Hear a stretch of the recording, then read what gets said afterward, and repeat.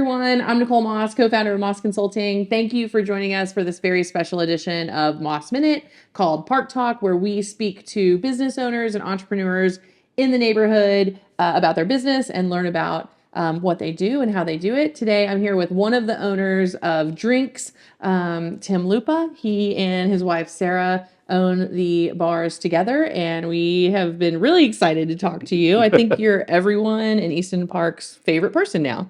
Um, Drinks backyard is great. We love it. We go there often, and we're so glad that you opened it up. But you have a long history of bar ownership. Can you Yeah. talk to us about how you got started? June 1st, 2011. Okay. That was the day my wife had to teach me how to bartend because we owned a bar. Okay. I'd always been bar adjacent with jobs. I was a camel guy giving out cigarettes at the bars back in the day. And I even worked for RJ Reynolds Tobacco, setting up events and contracts. When that got downsized, I went back to working door at bars. I was a door guy for like 5 years in Dallas. Like a Uh, bouncer? Yeah, door guy. Never had to Okay. bounce anybody. Okay. It's just de-escalation Okay. and making sure people are old enough to drink. Um, but yeah, it was always bar adjacent. And one of the bars I was working at while I was downsized from the tobacco company, uh, just kind of picked up on the fact that there's some changes going on. Did you guys sell the bar? And the guy's like, who told you? I was like, you did sell it? Who bought it? He goes, well, no, I'm selling my part. I'm getting out. And I'm like, can I buy it if I figure this out? And so I talked to my friend who already owned a couple bars on the same block. We went through the inner workings of the business, and he's Mhm. like, "Yeah, this could be profitable. It's running correctly." And then the other owner of the bar is like, "Hey, heard you're talking to him. If he's getting out, I'm getting out too. You got to buy the whole thing." Okay. I'm like, "Oh, I don't know how to do this." So my friend who owned a couple bars, he partnered with us, paid for everything up front. We had sweat equity that we had to get them paid back, and then we get our percent of ownership, and then more percent of ownership, et cetera, et cetera. Okay. And yeah, June 1st, 2011, my wife, that we always worked opposite schedules because she's in the bar industry, and I was a daytime person. Hmm. All of a sudden, she's technically my boss. Like Okay. that was a lot of fun for several months learning how to bartend while this most amazing, aggressive, big personality bartender is showing me the ropes. Your wife. Oh yeah. Your wife. And Interesting. Um, so my husband and I own and run our business together, and are learning that it's tricky to work with your spouse. And it's a great thing. I think that there's a level of just natural trust that comes with working with your spouse. But there's also like a level of work never stops. You're always talking about work. You're always doing the oh work. yeah. How have you and Sarah navigated working together? Well, we've been doing this since, like I said, 2011. We've just kind of navigated or drifted into the roles we're good at and the roles we enjoy. Mhm. And so we're just constantly talking about, well, what about this? Well, I'll handle record release parties and promotion and stuff like that. So she finds a way to tie it in with something else and get the liquor sponsors, et cetera, et cetera. And so we're just constantly bouncing ideas off each other. So it's like we have unwritten departments, like she's HR, but I'm recruiting, Okay. it's that kind Yeah. of thing, Yeah. which which isn't accurate either because she's so much better at hiring than I am. Okay. Fair enough. She can read people so well. Yeah. But yeah, we're constantly talking about work. We're always on our phones replying to stuff or scheduling stuff. And it's like, you sit down to watch an hour and a half movie and it ends up taking 2.5 hours. Right. Yeah. Something always comes up, or you've got to do something, and I think it's been really fun. Steve and I have only been working together full time for 2 years. Mhm. It's been good. It's been fun. It's been hard. We've talked to some other entrepreneurs here in Easton Park that work with their spouse, and everyone kind of does this like you did it too, like it's like kind of cringy smile of like working with your spouse. It is a thing, but we love it, and we're growing our team. It's really exciting and very humbling. Um, can you kind of talk about how you have great bartenders? How do you build and manage your teams? Pay them well, Okay. respect their time, and provide health insurance. That's a big one for bars, especially after COVID, the insurance thing. It's amazing how much happier employees are. uh, when they're taken care of. It's like if something does come up, we got to send a text message. Hey, sorry to bug you on your day off. You don't have to reply if you're busy, but here's my question, and you leave it at that. Make sure everybody has a consistent schedule so they know when they're off, so Yeah. they can go live life. Um, there's a lot of places in the service industry where people are like, "Hey, you want to go to this show or this party on Saturday?" Like, "Oh, I don't know if I'm working or not. It's Friday. You don't have your schedule for tomorrow yet." Right. A lot of service industry people are taken advantage of, Yeah. and those days are they're getting less and less, I think, as people realize, oh, nobody wants to work anymore. Well, nobody wants to work for you. Right. Right. You know, that's interesting that you say that because so we provide HR services for multiple companies around Texas and other places, and really like finding good people that are good people have no issue finding other good people to work for them. And you know, we've talked to a lot of people about have you had a really hard time filling spaces since COVID or this and that? And our clients are like, no, it's been fine. And I think it's because you realize that you have to take care of the people who are literally making your dream come true and who are helping support your vision and your business, that you can't take advantage of people Yeah, anymore. and we are in an industry where there's not a lot of career bartenders. It's Okay. usually this is a fun job for me to live my party lifestyle, and I have no idea what I'm going to do with my life. Yeah. We try to avoid those people.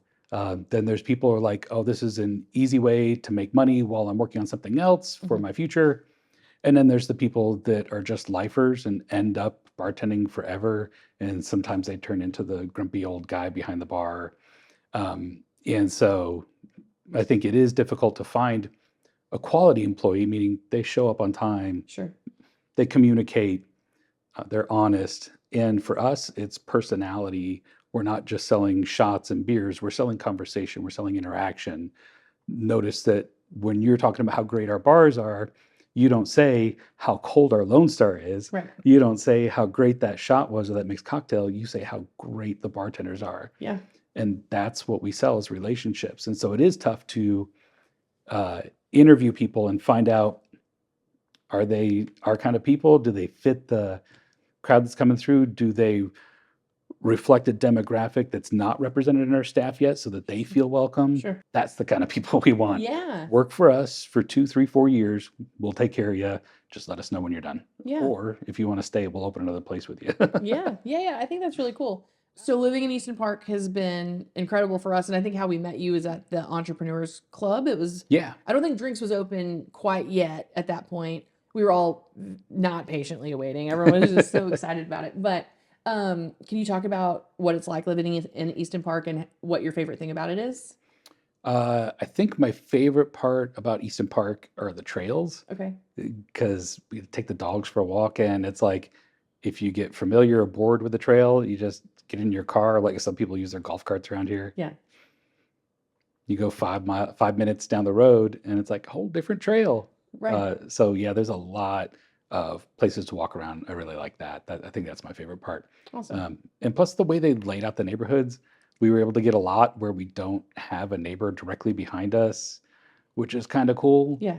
Um, but yeah, the builders and the people we worked with were just it was a cakewalk. Okay. Yeah, and we were Who's your builder? Perry Homes. Lovely. Yeah, Perry took good care of us. Even when we started doing warranty stuff at 1 year, it's like it wasn't even a question of, oh, this is warranty, this one's not. They're just like, cool, we'll take care of it. Nice. And maybe it's because they come drink at the bar when they're not working. I don't know. But Yeah, you've probably got some strings that you can pull. Everybody loves the guy that owns the bar that you can pretty much walk to. Like, yeah, super nice. but yeah, Perry Homes is awesome. They're a great builder, and yeah, Nice. And we're they're happy. beautiful homes. Easton Park has so many things, and as it's growing, we have so many more things. If you could add anything to Easton Park, what would it be? Skate park. Okay. Yeah, not everybody plays pickleball. Come on. I love that. That's Yeah. amazing. We had Steve had a video of his drone one time where the kids were over by I guess it's like the drainage pond Mhm. where there's like some concrete over by across from the Union. And they were skating on that, and you're like, oh, they really do need a skate park. Yeah, I mean, there's older dudes like me that skated when they were younger, and a lot of families here, dads want to teach their kids how to skate. Yeah. And I notice a lot more, it's not so gender focused on dudes. Like I'll see some videos on Instagram of like guys teaching their daughters, and their daughters are landing these amazing tricks. It's like, let's empower everybody to do cool Yeah. stuff like that. Just That would makes be it really cool. more unique. I can't imagine a lot of kids sitting around school on Monday and going, I played pickleball, and like, no, they're gonna be like, I landed this trick. Yeah. Give them confidence, give them some creativity. Skate I love park. that. I vote skate park. Skate park. I love that. I think that that would be really cool. And you're right. They're not like, oh, I had this lovely game of pickleball this weekend. It's Yeah. like, I was at, I broke my arm at the skate park. That would be way cooler. My mom tells me about her lovely game of pickleball, but she's 70, so That's awesome. We haven't gotten into the pickleball thing. I don't it's a know. cult. People love it. Oh my God, they love pickleball. They love it. I don't know. Good for them. I'd Yeah. vote skate park with you. All right, honestly. cool. That's 2 for skate park. Well, they could, there's some people that, a lot of people say they want another pool. So while they're doing one pool, they might as well dig out to make like a skate park. They're Yeah. going to have all the stuff. Put it right next to it, and then the kids are going to go ahead and add onto the ramp and try and launch into the Yeah, pool. that sounds great. Yeah, no insurance or liability issues None whatsoever. No, the HOA, Just do it. Just do it. Brookfield. Yeah, they don't think Yeah. about that stuff. You deal with the risk later, like when you're getting sued. It's Yeah. fine. Is there anything else that you would add to Easton Park? Grocery store. Yeah, Grocery store would be cool. it'd be so nice. But I mean, it's common. It's not like it's, a dream. It's, Right. there's going to be a grocery store coming. I think HEB already broke ground around the corner on their gas station. So that's great actually, because people have been talking about that is a gas station. But if it's an HEB gas station, then that's just step one of certainly what's to Yeah, come. HEB's new thing is whenever they build out new stores, they have a gas station. So Yeah. they've been trying to buy places where there's already a gas station. That like Slaughter in 35, Right. they were trying to buy that Valero, but they weren't selling. And so they Oh, ended up having to rearrange everything so they could put their gas station up there on the service road. got it. That makes sense. But yeah, I wouldn't doubt that corner, because HEB owns that lot, that corner is going to be their gas station. Everyone in Easton Park and probably surrounding neighborhoods know who you are, because you Not opened. really. They know the bars, but Okay, they know the bars, they know drinks. yeah. And so you've had, what are the other two drinks? So the original Drinks Lounge on Drinks East Cesar Lounge. Chavez, we're about to have our 10-year anniversary there. Little Drinks Lounge on South Congress, that's about 3 years old. And now Drinks Backyard, we're coming up on a year. And to tie it all in, we're actually going tomorrow is Brew Day. We're doing a collaboration with St. Elmo Brewing and doing our own Drinks Lounge lager. So there's going to be branded Drinks Lounge beer for the 10-year anniversary of our company. And so hopefully that's coming out in September. We'll do big parties at all the locations. Oh, that's awesome. That's really awesome. So Drinks Backyard on 183 is awesome. So I'd love to hear how you took it from Pilot Knob Liquor Store, which was like the tiniest liquor store ever, to this space where you have an open concept bar and a place for concerts and so many people. What was that process like? Well, actually, it started out when we used to live over near Onion Creek at Slaughter and 35, Mhm. and been there since 2006, and really wanted a pool. We can't put in a pool over there, impervious ground cover, whatever. And we're like, you know what? How much is our house worth? Because we saw what everybody else's houses are selling for. Mhm. It was enough for us to go ahead and sell our house, put money down to build a house in Easton Park, and put money down to have our own pool. So it just Awesome. kind of, without Easton Park, Drinks Backyard wouldn't have happened. Because we were pulled over to this side of town Mhm. and taking 183 to work, which is so much faster than 35. Yeah. I am so glad. People say it's like, oh, it's too far south and too east. I'm like, there's no traffic. It's Right. awesome. Yeah. And we've been in the industry long enough. We know how to take a restaurant and legally do it as a bar. Mhm. And so we were looking at a few spots, but I kept passing by that old country store, all boarded up. And I kept telling my wife, I was like, that'd be a great spot. And I don't know if y'all remember, the field was all overgrown. It looked like Hmm. it's on this tiny lot. Yeah. So I look up the property on the tax website. Hmm. Come to find out, it's multiple lots. It's 2 acres, owned by an Mm. LLC that had just bought it like 4 months before. Typically, when it goes to an LLC, I'm like, someone's going to develop it. I missed out. Couldn't find out who this LLC is. I find a mailing address attached to another LLC, and that LLC has a mailing address of the convenience store right outside my old neighborhood. Oh, wow. So I knew Charles, the guy that owned that store. I'm like, hey, okay, so do you know so and so? He's like, yeah, that's my cousin. Like, okay, he owns this property out on 183 that he just bought a couple months ago. Say, yeah, do you want to buy it? I'm like, I don't have that kind of money. I want to turn it into a bar. He says, okay, hold on. Gets his phone out. Uh huh. Uh huh. Can you meet him on Wednesday? I'm like, yeah, sure. So I had to put together a quick pitch deck of here's what I want to do with your land. And it was basically the same concept. There's some changes to make it smaller. Hmm. As big as it is right now, the plan was it was going to be even bigger. Um, but yeah, the guy went for it. He likes the idea. He came to our soft opening with one of his daughters, and he just loves the spot. He already pitched me another property that he owns that he wants to turn into a bar. Okay. Um, but yeah, I'm burned out. I'm tired. Yeah. Well, you did a lot so fast with Drinks Backyard. I mean, it was like, I remember when it was about to open, it felt like a really long time, but like really what you did in such a short amount of time was incredible. And every time we go back, something new has happened. It's actually taken about a year. I think we signed the lease in January of 2023. So construction started in February, March. Main thing was to take that tiny little building, Hmm. like it was a retail liquor store. Hmm. We kept the reach-in coolers, like you go grab your six pack.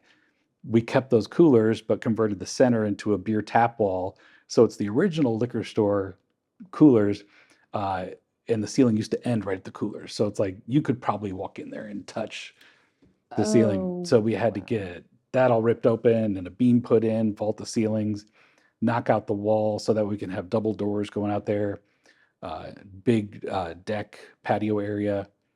And it's like, okay, we're open enough. We have enough space. Let's start trying to generate revenue. Yeah. Yeah. So yeah, in September of 2023, we opened and worked out great. We had the yard completed in February, and here we are, middle of July, and just trying to learn how to book that stage with cool bands. Yeah. Yeah. No, it's great. We've gone out to see Dusty there a couple times, and he Yeah, get Dusty, who's in the neighborhood, yeah. I heard he's on the show too. He was. And every time he's out of drinks, he brings a crowd with him. People love Yeah. him. He's such a nice guy too. I mean, he's a really good guy. Um, so I went in years ago. I went into the Pilot Knob liquor store when it was before because they closed, so you couldn't go into it during COVID. Mhm. But before that you could, and it was the tiniest, like really not well maintained Yeah. building. So I'm sure that converting that into what it was not a simple thing. No, it wasn't. I mean, luckily we had a great contractor Sure. who had a great vision and always put in ideas. They built out other bars before, bars that we're well familiar with. Hmm. Like, okay, if that's how they do it, that's how we want to do it. Yeah. And yeah, it worked out great. We just slowly expanded out into the yard, got the shipping containers converted into the lounges, shade sails, misters, fans, that giant stage, the 20-foot video wall.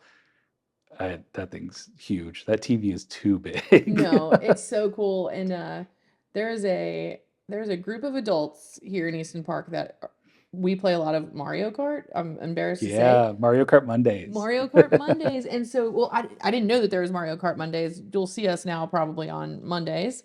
But I saw someone out there playing Mario Kart, and I was like, and it wasn't a Monday, but I'm sure you can play Mario Kart anytime over there. I guess if there's no game on or nothing else going Yeah. on.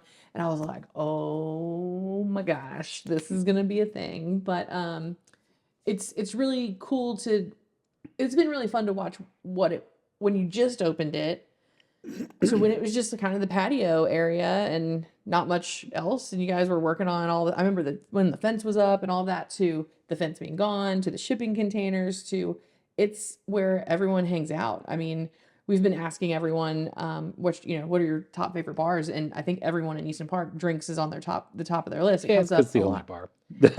I don't know. There's something really special about drinks that feels like, because there's other bars, right? I mean, people could get into an Uber and go anywhere that they want pretty Yeah, quickly. Little Like, Darlin', Far Out Lounge.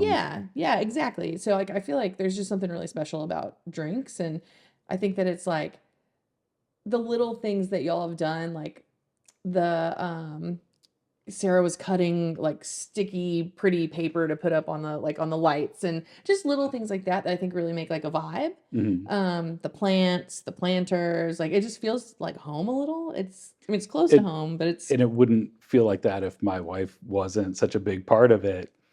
I mean, our first bar we bought, and you walk in, it was just a green painted box. okay. And my wife said, "Well, you can tell this bar was opened by 4 men." I was like, "Yeah, exactly." It's like, "Oh, good, the stool isn't wobbly. I can sit down and drink a beer without the," you know? Right. But everything, it's gotta be cute. It's gotta be, um, comforting. Yeah. People gotta feel welcome. They have to feel safe. Hmm. That's a big part of it. And when we were originally opening up Drinks Lounge on East Cesar Chavez, we were the only bar over there that was like an everybody bar. Hmm. There were Tejano bars, Norteña bars. It was really just community people, and not a lot of everybody else felt safe going there. Hmm. When we opened up over there, we didn't know who was going to show up. Sure. We're the first everybody bar. Well, is it still going to be a mainly Hispanic crowd coming in that wants to watch sports? Cool. We'll put the game on for you. Is it going to be a gay bar? Is that where everybody lives in that community? Is it going to be a touristy douche bar? It's like, whoever shows up to support us, thank you. Sure. It's your bar. Yeah. And so that's why we just named it Drinks. And come to find out, when you search drinks on Google, there's a lot of results. So within a week, it became Drinks Lounge. Oh, got it. Because I guess, yeah, it's Yeah. not very like focused. And so that's what's really worked well for us, just being a neighborhood bar where everyone feels welcome. And so that's what we wanted to do with Drinks Backyard. We wanted to have the concept that seems to be working well in Austin, with Armadillo Den, Moon Tower, Cosmic, outdoor. Doesn't matter how big the inside is. It's just good vibes. You're outside. And we're like, well, we can do that concept and have the Drinks Lounge brand on it. Because I don't think people are moving to Easton Park because they're like, oh, I feel like living 15 minutes away from downtown. No, they're going where they can afford it. They're going where it feels safe for their family. Hmm. And like, we want them to feel like they're in Austin. Hmm. You're getting an Austin experience. Yeah. And it's not, Uncle Jimmy's Drunken Frog Shack off the highway kind of thing with Yes. dollar bills taped to the wall Right. and panties and bras under the chandeliers. Like, it's just tacky. You want people to feel welcome, feel safe. Yeah. Come in the morning, have a coffee and hang out, Also, to mention, the coffee at Drinks is phenomenal. It's going to get better. Okay.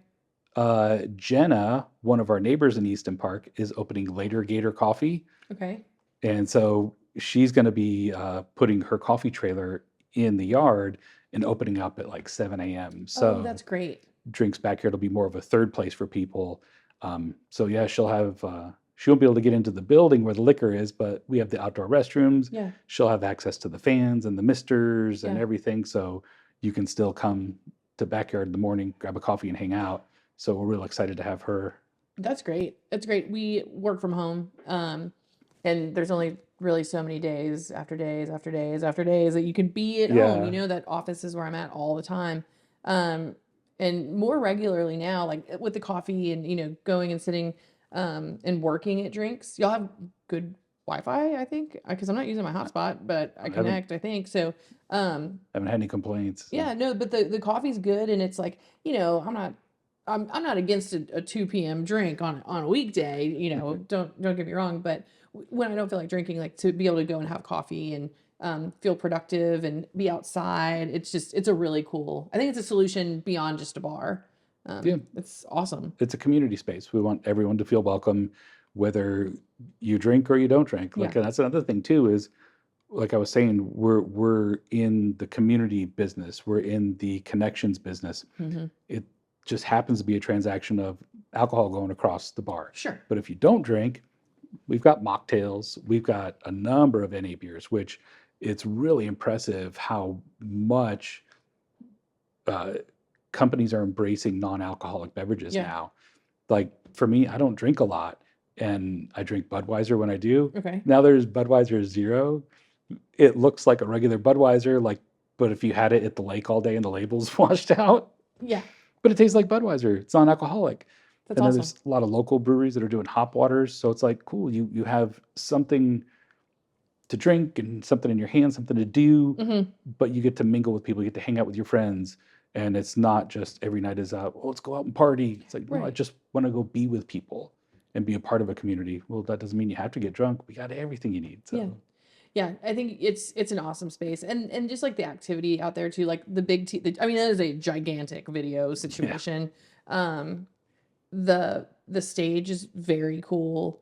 Um, the how the bathrooms are outside, like I think it all just worked out really well. Everything flows really well. It just makes sense there. And Have you been since we finished the dog park? no, Just past the outdoor bathrooms, there's a whole grassy dog park area. Go on the Drinks Backyard Instagram. okay, I did a reel, and like within an hour, it had 50 shares and 1,000 likes or something. I don't know. okay, yeah. Well, then we'll definitely check that out. That's so smart too. People want to bring their dogs with them and to Yeah. have a space where they can go. I remember this was a long time ago. Bangers on Rainy Street Oh, yeah. had a dog park, hmm and it was we lived in New Braunfels at the time, and so we put Kate, our dog, in the car, and because we were like, oh, she can come with us. How cool is that? And it was really cool, and people bring their dogs with them everywhere now. So that's really exciting. Is what you've opened 3 bars? Is that right or more? Yeah, more, but these are the 3 that we kept. Got you. Okay, fair enough. So you've opened bars. What is? I think that people could be like, how hard could it be? Like, what is the hardest thing that you've like gone through in opening a bar? Yeah, I'm on a forum online for bar owners, and it seems to be a common thing. Is I've always wanted to open a bar. It's like it's not that easy, man. Yeah. I want to say that as we actively looked at growing and opening other locations, it's finding locations. Number one, is it zoned to be a bar? There are not many places in Austin zoned specifically to be a bar where you don't have to have a kitchen. Has to be Oh, a restaurant. And with that, 51% or more of your revenue has to be generated from non-alcohol. But since COVID, they're not really checking and going, oh, you need to sell more food. Like, what am I supposed to do? I've got a $12 burger and $15 cocktails. right. They're not going to order 4 burgers. Yeah, right. But yeah, that's the big thing is locations, uh, and then also rising costs. Like I just signed a new lease for the original Drinks Lounge for another 10 years. Hmm. My rent is more than double. So I have to come up with a way to make more money as a chill neighborhood dive bar where I can only sell price points can only be Sure. so much Right. before people go, oh, this place is expensive and I don't want to go there. And so, yeah, we have to get creative, Hmm. tighten our belts, Yeah. and hopefully just get more customers. Yeah. Yeah. I feel like every evening that we go buy drinks, like there's people. It doesn't ever seem to be a lack of people in the evenings. Yeah, there's always someone to hang out with. Yeah. But yeah, going back to what you were saying, I think the hardest part, number one, would be finding a location. Hmm. Is it a good location? And if it is a good location, can it be a bar? Right. And if not, does it have to be a restaurant? And then, oh man, it's so much more expensive to operate a restaurant. Oh, sure. Sure. But Yeah. So it's like, I mean, it's real estate play too. I mean, you driving, I think it's having that eye, like you driving by Pilot Knob liquor store that looked like it was that tiny little lot. Like it was just slightly a car with bigger on either side to yeah, get around. and be like, that would be a great place for a bar. Like there's a level of vision that comes with that. And then knowing the real estate game. Yeah, and just seeing how much Easton Park has grown and how Mhm. much it is growing. Mhm. I mean, there are so many new people that are moving to Easton Park every week. Right. And then the second week, they're at the bar, they're at Drink's Backyard, Right. talking to the bartenders, like, so there are a lot of people from Easton Park around here. It's like, yeah, pretty much everybody, or they're Addison South or Yep. Addison, and we are getting a lot of people from Del Val. Mhm. Is that pronounced right? Del Val Del or Del Valley, Valley? Del Valley, I I don't think. know, but That's great. It's great. I feel like every time we've gone in, it's been like you to your point earlier, like it feels safe because that is an interesting part of town right now, being gentrified, and there's a lot of changes happening and a lot of buildings going up in and around that area. But we've always felt very safe and welcome, and always very well taken care of by the bartenders, and they feel like your friends. You know, they that's remember awesome. your name. They remember my name. I'm sure they remember everyone's name, which is a gift that I don't have. But we love going. It's fun. And it reflects in the tips.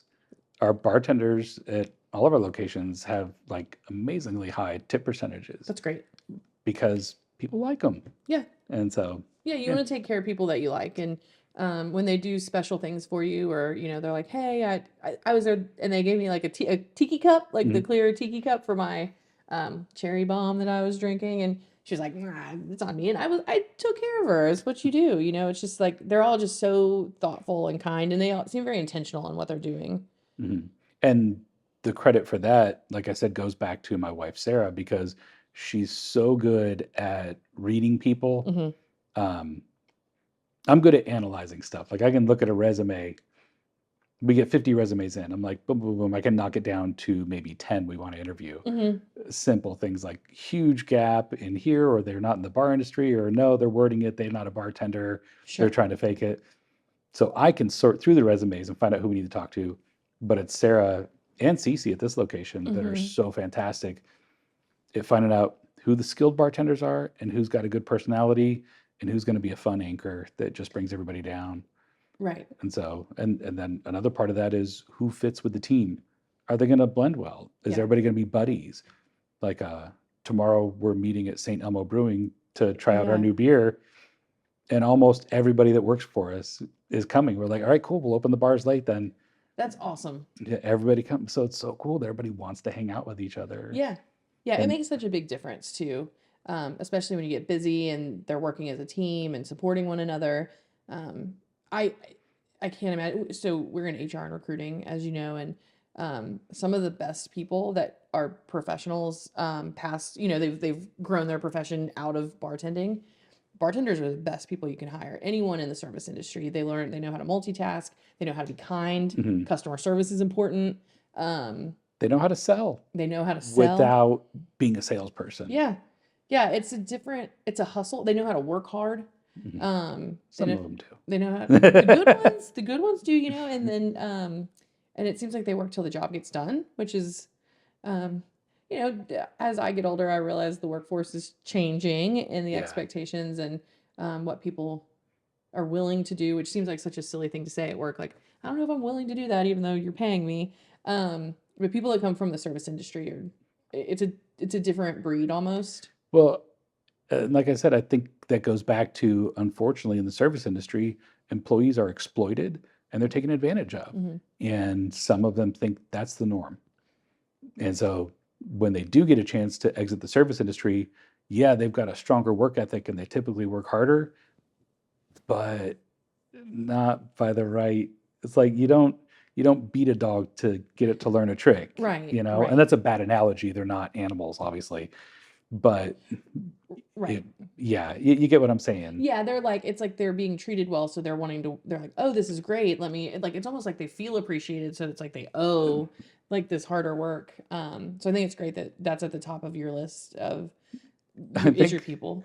I think I don't remember where I read it, but sometime somebody said everybody should be required to work in the service industry for 1 year of their life after school or college, either as a server or as a bartender or a hostess, deal with the public. And oh man, things would change.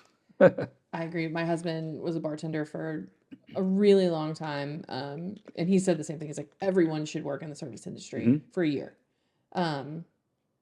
It just, I don't know. The public will it'll humble you. Yeah. Teach you customer service, teach you how to be patient. Tim, what is next for drinks? Nothing. Just keep having a good time, Okay. taking care of people. We don't really have plans for more locations or anything. The next goal is buy real estate. Yeah. Yeah. Lot less to deal with when you just own real estate. Yeah. I bet. I'm sure that's a hurdle when you're dealing with someone else's land, especially with the bar.